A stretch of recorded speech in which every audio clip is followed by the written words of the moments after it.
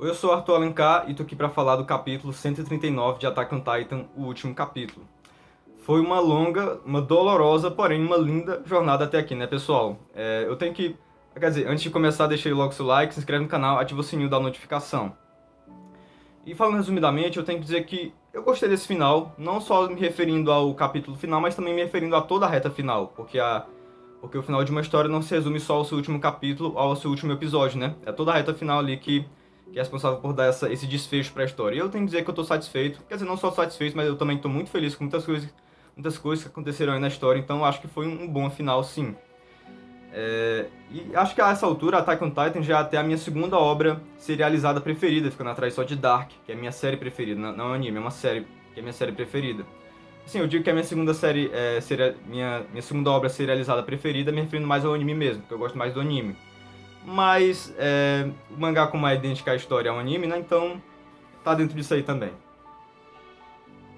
E, olha, gente, falando logo sobre o Eren nessa parte inicial do vídeo, eu juro que eu não acreditava nem pingo nas teorias que diziam que ele estava fazendo aquilo querendo ser derrotado. Inclusive, eu até discutia com um amigo meu, ele dizendo que o Eren ele queria ser derrotado e eu teimando que não, e acabou que o meu amigo estava certo. Sério, mas não era nenhuma questão de o Eren estar tentando enganar todo mundo, ele só estava meio que seguindo o caminho que ele tinha visto. Ele viu o futuro, ele viu que tudo aquilo iria acontecer, ele só estava agindo de uma forma que condizesse com tudo que ele viu. É como se ele não tivesse escolha a não ser seguir o caminho que ele viu nas visões do futuro. Ele próprio explica aí que a forma como ele vê o futuro é como se tudo estivesse acontecendo ao mesmo tempo. É um pouco complicado isso aí, gente.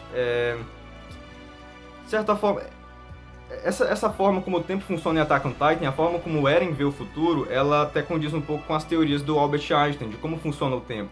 E também é muito parecido com a forma como o Dr. Manhattan vê o futuro, que é um personagem de Watchmen. Ele é um personagem que vê o futuro exatamente da mesma forma que o Eren. É meio complicado, mas eu vou tentar explicar aqui de uma forma que dê pra entender. Não sei se vocês vão conseguir entender. Bom, de certa forma, como nessas teorias aí do Einstein, a diferença entre passado, presente e futuro, eles são só uma ilusão. Depende aí de onde é que você está vendo. Então, é como se não existisse passado, presente e futuro. É como se tudo estivesse acontecendo ao mesmo tempo. E o Eren, a forma como ele vê o futuro, ele não vê um ponto específico. É como se ele estivesse vendo tudo ao mesmo tempo. Por exemplo, então ele não pode impedir uma coisa que ele viu acontecendo no futuro, porque para ele é como se já tivesse acontecido. E se já aconteceu, ele não pode alterar o que já aconteceu, né? Você não pode mudar o passado. Considerando que o futuro também é passado, não tem como mudar isso. É como se ele não tivesse tido escolha em nenhum momento, ele só tinha a escolha de seguir o caminho que ele tinha visto, porque pra ele é como se já tivesse acontecido. Assim, é complicado, eu sei que é, e se vocês não conseguiram entender com essa explicação, gente, desculpa, mas acho que essa é a melhor forma que eu sei explicar. Se vocês não entenderam mesmo assim, eu recomendo vocês darem uma lida ali nas teorias do Einstein, de como funciona o tempo. Também talvez assistir ou ler o Watchmen, que tem um personagem que vê o futuro exatamente da mesma forma que o Eren vê, para vocês conseguirem entender um pouquinho melhor, porque eu não sei se eu consegui me fazer entender direito aqui, mas realmente é a melhor forma que eu sei explicar. E foi exatamente por essa falta de escolha dele que ele teve que fazer aquilo com a mãe dele, né, gente? E eu acabei acertando essa teoria. Pra quem não sabe, eu fiz um vídeo de teoria falando exatamente isso, que aconteceria isso, que o Eren é responsável pela morte da mãe dele, que foi ele que levou a Titã Dina Fritz àquele lugar pra matar a mãe dele naquele momento, porque ele sabia que aquilo teria que acontecer para que todo o resto também pudesse acontecer. Então, parabéns pra mim, eu tapei no meu ombro, porque eu acertei essa teoria. Se tiver alguém duvidando disso, eu vou deixar o link do vídeo aí na descrição pra vocês darem uma olhada como eu fiz essa teoria assim, tintim por tintim, foi exatamente desse jeito aí que eu previ. Assim, na minha cabeça seria um pouquinho diferente, é claro. Eu imaginava que mostraria já o Eren tendo que descobrir que ele teria que fazer aquilo, mostraria ele tendo que tomar aquela ação ali de levar a Titã Dina Fritz a matar a mãe dele. Mas no caso, como foi mostrado aí, ele já fez, né? Ele só tava contando que fez aquilo. Mas de qualquer forma, acertei a teoria. Era exatamente desse jeito que eu tava prevendo. Mas bom, gente, o Eren falou aí que ele fez tudo isso aí pra no final ser derrotado e fazer os amigos dele serem heróis. Mas de qualquer forma, ele fala nesse capítulo que mesmo assim, mesmo que ele não fosse derrotado, ele disse que ele teria exterminado a humanidade do mesmo jeito. Mas por quê? Ele mesmo disse que não sabe exatamente o porquê, mas logo depois que ele diz isso, mostra meio que um flashback dele no momento, acho que do nascimento dele. O Grisha dizendo "Você é livre", naquilo que seria a última página de Attack on Titan. Pra quem não sabe, em 2018, o Isayama revelou que seria a última página de Attack on Titan.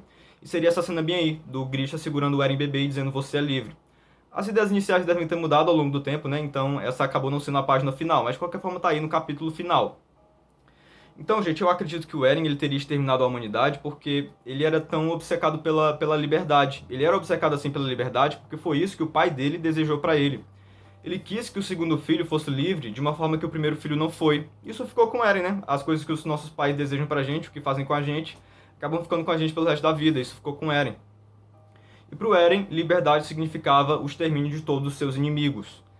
Assim, é a liberdade na visão do Eren, né, gente? A liberdade, na verdade, é uma coisa muito complicada. Liberdade, você pode ficar pensando horas e horas sobre isso, mesmo assim não chegar a uma conclusão.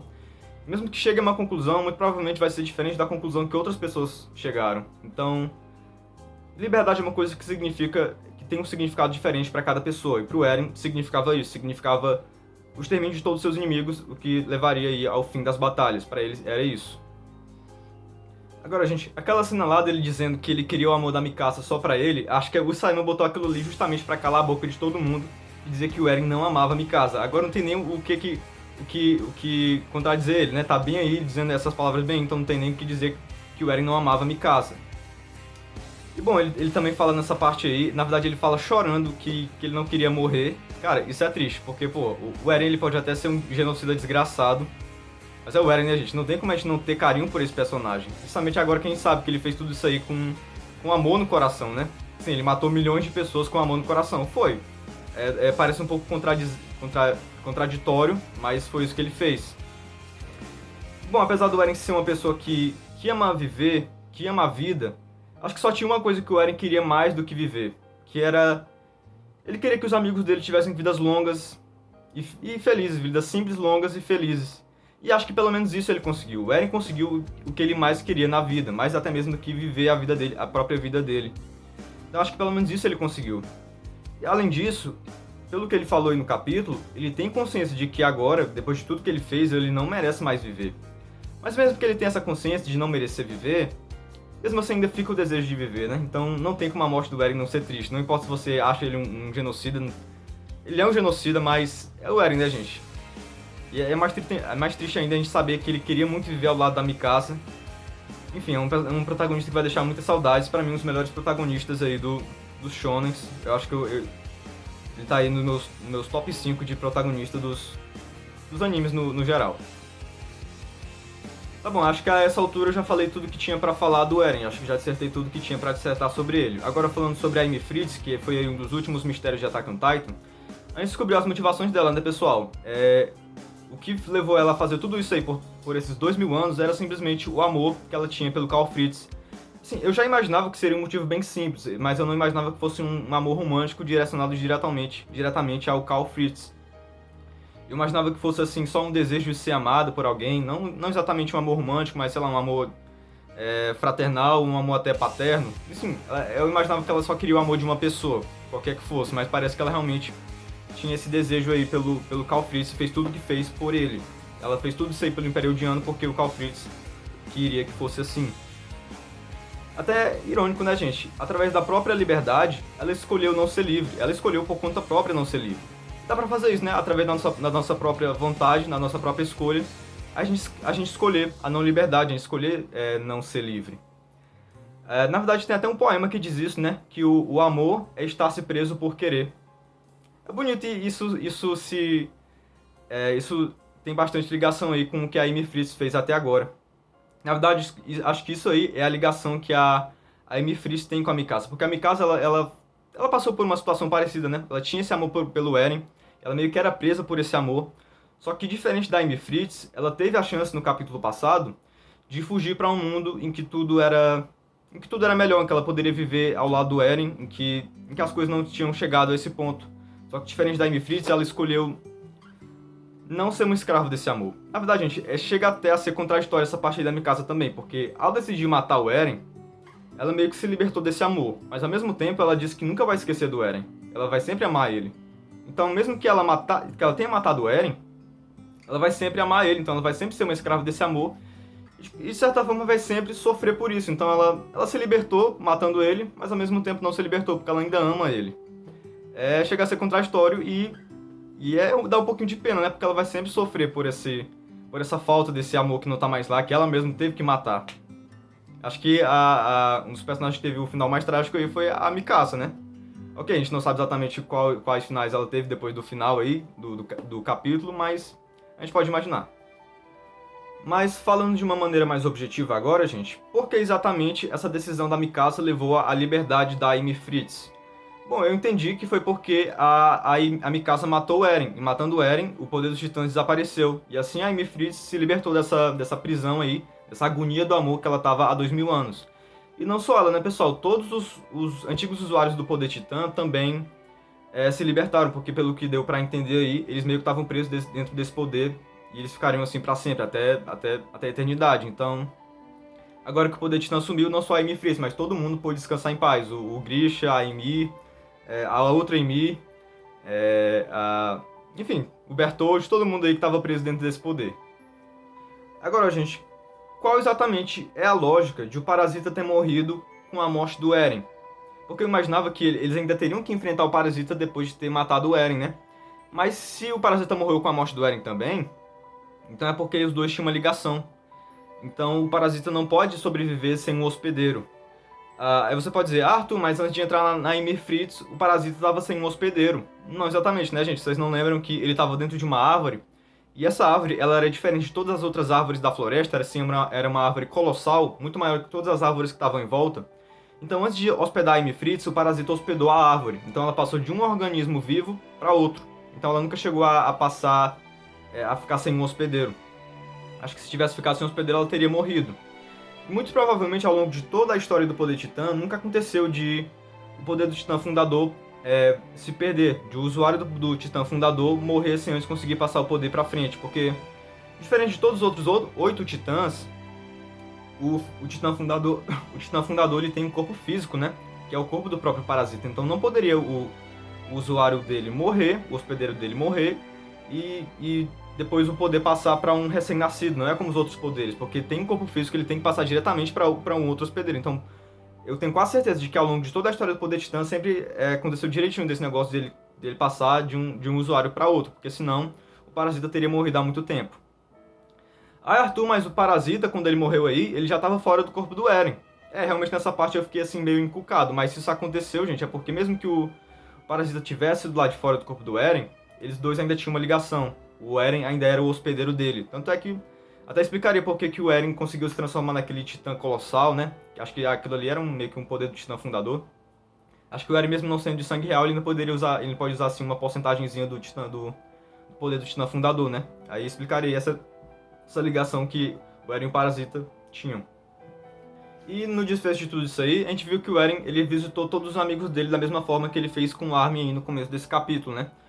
E no caso da Mikasa, gente, eu acredito que essa tal visita dele com ela tenha sido o que a gente viu no capítulo passado, ele mostrando aquela realidade alternativa para ela. E pô, eu acredito nisso porque aí explicaria o que foi aquela visão, né? Porque aí sem isso fica sem explicação.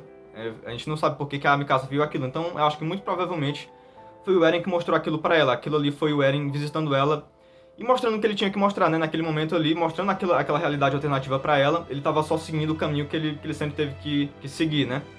Sempre foi no destino dele mostrar aquilo ali pra Mikasa pra que ela pudesse tomar a decisão de matar o Eren. Aí no caso dos outros, acabou não mostrando, né? A gente vai ficar aí só na curiosidade de saber como foi exatamente esse encontro do Eren com seus outros amigos. Foi com o Jean, Connie, Rainer, até a Anne.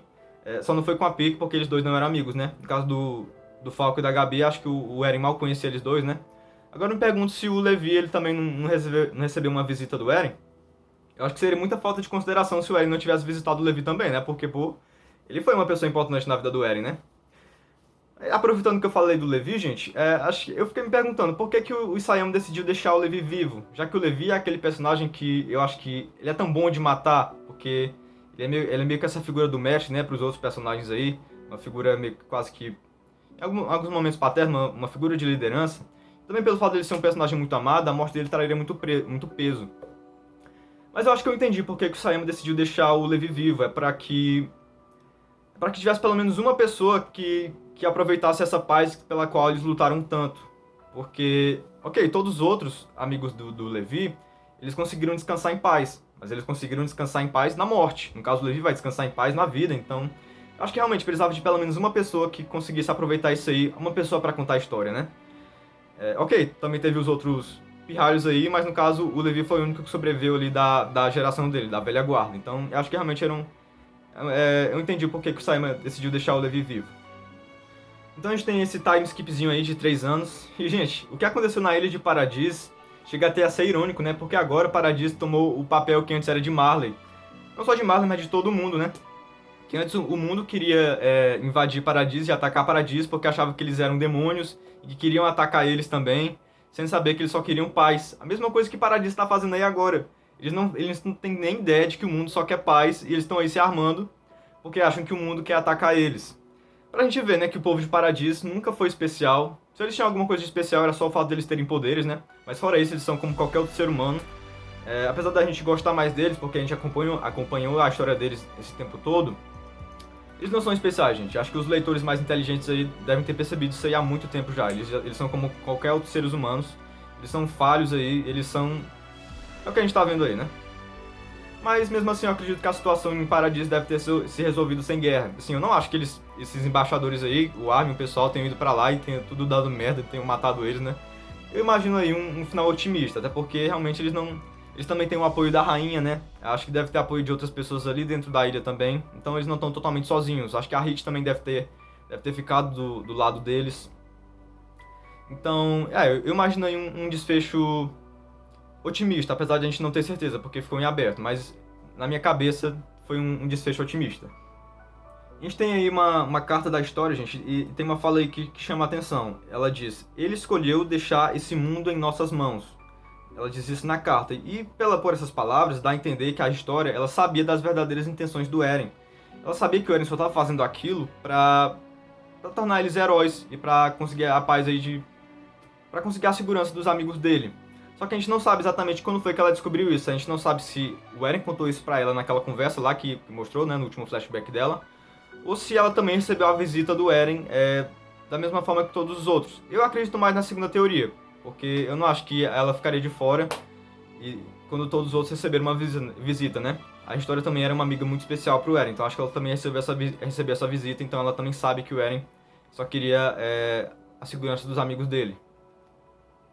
Aliás, aquela teoria de que o Eren é o pai da criança dela acabou estando errada, né? Ok, era uma teoria boa, né, gente? É uma teoria que todo mundo tava tendo. Mas, sinceramente, o fato do Eren ser o pai da criança não mudaria praticamente nada, né? Pela forma como a história aconteceu, o Eren ser o pai ou não mudaria nada. Então, tanto faz se o Eren não é o pai. Eu só queria pelo menos saber o nome do marido da história e pelo menos o nome da filha. Acho que o nome da filha deve ser Ymir, para homenagear aí a antiga amiga da história. Agora, analisando aí a última cena, Ave Maria, a última cena que eu tô analisando de Attack on Titan, até dói meu coração.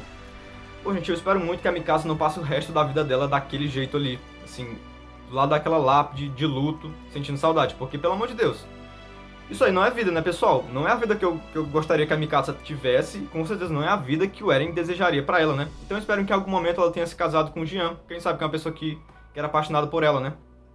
Não é o casal ideal que ela idealizou a vida inteira, mas, pelo amor de Deus, é muito melhor do que passar o resto da vida sozinha, né?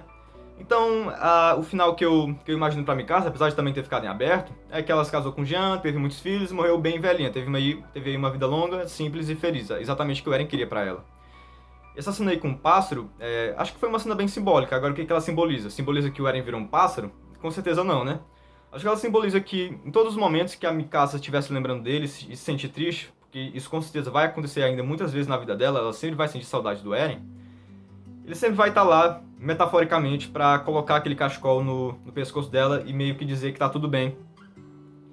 Uma forma de dizer que ele vai estar sempre com ela e vai estar sempre desejando o melhor pra ela. Ele quer que ela erga a cabeça e continue vivendo. Esse é o destino que o Eren desejou pra Mikasa.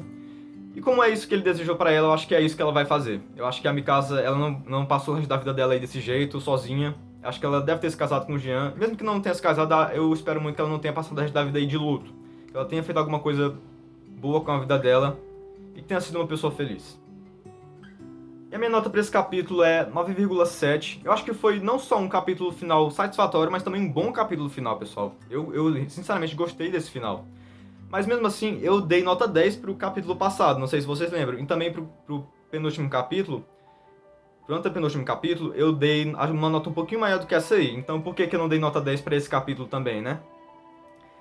Assim, apesar de eu ter gostado, gente, eu acho que dava pra ter feito um capítulo 140, né? Porque acho que em alguns momentos esse desfecho ficou meio apressado. Eu acho que dava pra ter mostrado mais nesse desfecho. Ok, eu entendi que o Isayama quis deixar algumas coisas em aberto, beleza. Eu até gosto de finais em aberto, sabe? E foi um bom final aberto, né?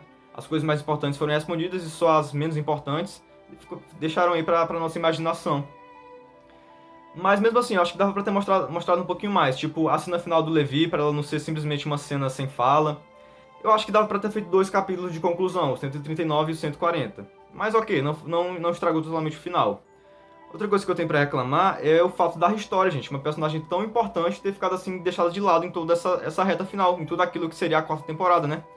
Por que isso? Porque eu imaginava que se Saima tava ignorando ela, toda essa reta final, era porque ele tava guardando alguma coisa pra ela, né? Mas acabou que não, ele simplesmente deixou ela de lado. Ela não teve uma fala sequer no presente, ela só teve falas nos flashbacks, tirando essa carta aí, né? Então eu não entendo por que ele simplesmente deixou ela de lado, ela não teve participação. Então eu acho que foi aí um vacilozinho do Isayama nessa reta final, ele deveria ter dado mais destaque pra história. Outra coisa é o lance lá do poder da Titã Fêmea. Para que introduzir esse poder através de um diálogo se ele não pretendia mostrar de forma nenhuma, através de uma forma visual mesmo? Para que mostrar através de um diálogo só para criar expectativa na gente e não mostrar? Era melhor mostrar ou não introduzir de forma nenhuma, né? Eu fiquei só esperando a Annie mostrar esse poder e acabou não acontecendo. Então acho que foi uma coisa desnecessária ele colocar esse poder através de um diálogo e não mostrar de forma nenhuma. Era melhor nem ter introduzido esse poder de forma alguma. Agora, em relação ao Parasita, gente, eu não tenho nem do que reclamar, porque, ok, não mostrou a origem dele, não explicou muito exatamente o que era o Parasita, mas eu continuo batendo na mesma tecla de que não tem necessidade de explicar. Por quê? Porque se os personagens não estão interessados em saber aquilo, pra que mostrar pra gente? Em momento nenhum personagem ficou, pelo menos, curioso em saber qual era a origem daquele parasita. Então, se os personagens não estão indo atrás daquilo pra saber, e se o Simon não vai mostrar em momento nenhum pra eles, pros personagens, se eles não vão descobrir em momento algum, pra que mostrar isso pra gente, né? Inclusive, talvez seja melhor nem mostrar, deixar em aberto, porque pode ser uma coisa muito viajada, e explicar poderia deixar a história meio... tirar o foco da história, até porque o foco da história também não é explicar a origem do parasita, como é que ele funciona. É tudo ali que estava acontecendo, do Eren, os personagens, enfim, né? Então, eu acho que, pessoalmente, eu não me incomodo nem um pouco que Sayama deixou sem explicação isso aí. Eu acho que foi melhor não colocar uma explicação, porque não é uma coisa importante para a história explicar a origem dele. Repetindo aqui, se os personagens não vão descobrir, não tem por que a gente descobrir também. Mas enfim, né? Finalizando, eu sei que eu nunca vou me esquecer de Attack on Titan, uma história tão, ao mesmo tempo, cruel e linda, né? Tal como a vida, como a própria Mikasa falou, a vida é tão linda e cruel, Attack on Titan é da mesma forma. É uma história que me fez sentir tantas coisas fortes, tanto boas quanto ruins, né? Muita dor.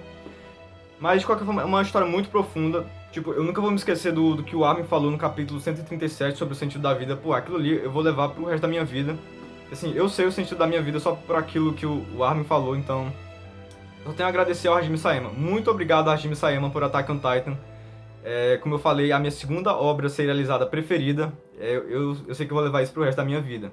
Assim, apesar disso aqui ser análise do capítulo final, não é o fim de Attack on Titan aqui no canal, tá, pessoal? Eu acho que eu ainda vou mandar, assim, uma análise de personagem do próprio Eren mesmo, um vídeo inteiro só analisando o Eren e tudo que ele fez. Eu acho que vale a pena fazer um vídeo sobre isso, que realmente é meio complexo, né? E também não vamos esquecer que ano que vem vai ter o final da última temporada. Vai adaptar tudo isso aí que aconteceu. Eu mal vejo a hora de ver acontecendo no anime, porque se foi bom no mangá, imagina no anime, né? Porque o anime é muito melhor. Então, continuem ligados no canal, ainda vai ter muito conteúdo bom, mesmo que Attack on Titan não vai ter mais muito. E esperem aí também o vídeo de Attack on Titan que eu falei, analisando o Eren. Não sei quando é que sai exatamente, talvez próxima semana, daqui talvez umas 2 semanas, mas não vai demorar tanto assim. É isso. Tchau, um beijo, até a próxima.